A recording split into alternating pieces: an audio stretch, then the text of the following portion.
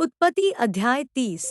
जब राहेल ने देखा कि याकूब के लिए मुझसे कोई संतान नहीं होता, तब वह अपनी बहन से डाह करने लगी और याकूब से कहा, मुझे भी संतान दे, नहीं तो मर जाऊंगी। तब याकूब ने राहेल से क्रोधित होकर कहा, क्या मैं परमेश्वर हूँ? तेरी कोख तो उसी ने बंद कर रखी है। राहेल ने कहा, अच्छा, मेरी लौंडी बिल्हा हाजिर है, उसी के पास जा, वह मेरे घुटनों पर जनेगी और उसके द्वारा मेरा भी घर बसेगा। तो उसने उसे अपनी लौंडी बिल्हा को दिया कि वह उसकी पत्नी हो, और याकूब उसके पास गया और बिल्हा गर्भवती हुई और याकूब से उसके एक पुत्र उत्पन्न हुआ। और राहेल ने कहा, परमेश्वर ने मेरा न्याय चुकाया और मेरी सुनकर मुझे एक पुत्र दिया, इसलिए उसने उसका नाम दान रखा। और राहेल की लौंडी बिल्हा फिर गर्भवती हुई और याकूब से एक पुत्र और उत्पन्न हुआ। तब राहेल ने कहा, मैंने अपनी बहन के साथ बड़े बल से लिपट कर मल्लयुद्ध किया और अब जीत गई, सो उसने उसका नाम नप्ताली रखा। जब लिया ने देखा कि मैं जन्ने से रहित हो गई हूँ, तब उसने अपनी लौंडी जिल्पा को लेकर याकूब की पत्नी होने के लिए दे दी। और लिया कि लौंडी जिल्पा के भी याकूब से एक पुत्र उत्पन्न हुआ। तब लिया ने कहा, अहो भाग्य, सो उसने उसका नाम गाद रखा। फिर लिया कि लौंडी जिल्पा के याकूब से एक और पुत्र उत्पन्न हुआ। तब लिया ने कहा, मैं धन्य हूँ, निश्चय स्त्रियां मुझे धन्य कहेंगी, सो उसने उसका नाम आशेर रखा। गेहूं की कटनी के दिनों में रूबेन को मैदान में दूदाफल मिले और वह उनको अपनी माता लिया के पास ले गया। तब राहेल ने लिया से कहा, अपने पुत्र के दूदाफलों में से कुछ मुझे दे।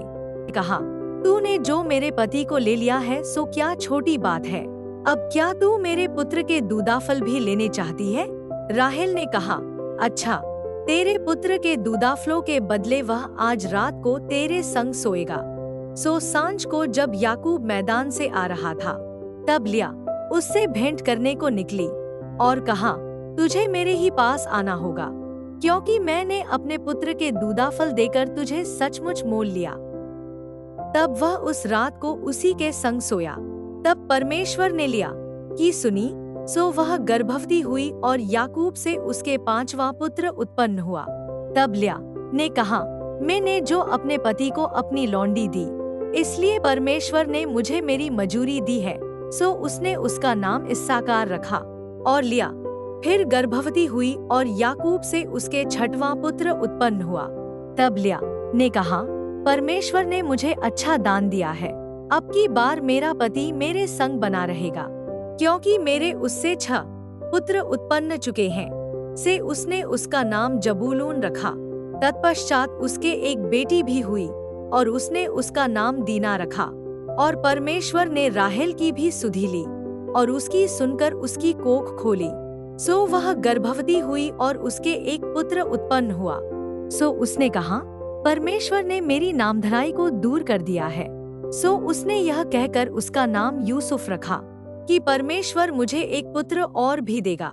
जब राहेल से यूसुफ उत्पन्न हुआ, तब याकूब ने लाबान से कहा, मुझे विदा कर कि मैं अपने देश और स्थान को जाऊं। मेरी स्त्रियां और मेरे लड़के बाले, जिनके लिए मैंने तेरी सेवा की है, उन्हें मुझे दे कि मैं चला जाऊं। तू तो जानता है कि मैंने तेरी कैसी सेवा की है। लाबान ने उससे कहा, यदि तेरी दृष्टि में मैंने अनुग्रह पाया है तो रह जा, क्योंकि मैंने अनुभव से जान लिया है कि यहोवा ने तेरे कारण से मुझे आशीष दी है। फिर उसने कहा, तू ठीक बता कि मैं तुझको क्या दूं, और मैं उसे दूंगा। उसने उससे कहा, तू जानता है कि मैंने तेरी कैसी सेवा की और तेरे पशु मेरे पास किस प्रकार से रहे। मेरे आने से पहले वे कितने थे और अब कितने हो गए हैं, और यहोवा ने मेरे आने पर तुझे तो आशीष दी है, पर मैं अपने घर का काम कब करने पाऊंगा? उसने फिर कहा, मैं तुझे क्या दूं?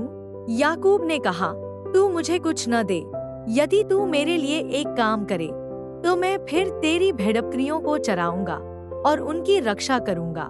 मैं आज तेरी सब भेड़बकरियों के बीच होकर निकलूंगा, और जो भेड़ व बकरी चित्ती वाली व चितकबरी हो, और जो भेड़ काली हो और जो बकरी चितकबरी व चित्ती वाली हों, उन्हें मैं अलग कर रखूंगा और मेरी मजदूरी में वे ही ठहरेंगी। और जब आगे को मेरी मजदूरी की चर्चा तेरे सामने चले, तब धर्म की यही साक्षी होगी, अर्थात बकरियों में से जो कोई न चित्ती वाली न चितकबरी हो, और भेड़ों में से जो कोई काली न हो, सो यदि मेरे पास निकले तो चोरी की ठहरेंगी। तब लाबान ने कहा, तेरे कहने के अनुसार हो। सो उसने उसी दिन सब धारी वाले और चितकबरे बकरों और सब चित्ती वाली और चितकबरी बकरियों को, अर्थात जिनमें कुछ उजलापन था, उनको और सब काली भेड़ों को भी अलग करके अपने पुत्रों के हाथ सौंप दिया। और उसने अपने और याकूब के बीच में 3 दिन के मार्ग का अंतर ठहराया। सो याकूब लाबान की भेड़बकरियों को चराने लगा, और याकूब ने चिनार और बादाम और अरमोन वृक्षों की हरी हरी छड़ियां लेकर उनके छिलके कहीं कहीं छील के उन्हें धारीदार बना दिया, ऐसी कि उन छड़ियों की सफेदी दिखाई देने लगी।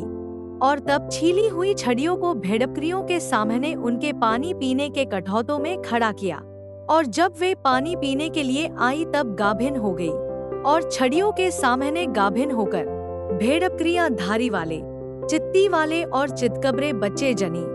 तब याकूब ने भेड़ों के बच्चों को अलग अलग किया, और लाबान की भेड़बकरियों के मुंह को चित्ती वाले और सब काले बच्चों की ओर कर दिया, और अपने झुंडों को उनसे अलग रखा, और लाबान की भेड़बकरियों से मिलने न दिया। और जब जब बलवंत भेड़बकरियां गाभिन होती थी, तब तब याकूब उन छड़ियों को कठौतों में उनके सामने रख देता था, जिससे वे छड़ियों को देखती हुई गाभिन हो जाए। पर जब निर्बल भेड़बकरियां गाभिन होती थी, तब वह उन्हें उनके आगे नहीं रखता था। इससे निर्बल निर्बल लाबान की रही, और बलवंत बलवंत याकूब की हो गई। सो वह पुरुष अत्यंत धनाढ्य हो गया, और उसके बहुत सी भेड़बकरियां और लौंडियां और दास और ऊंट और गधे हो गए।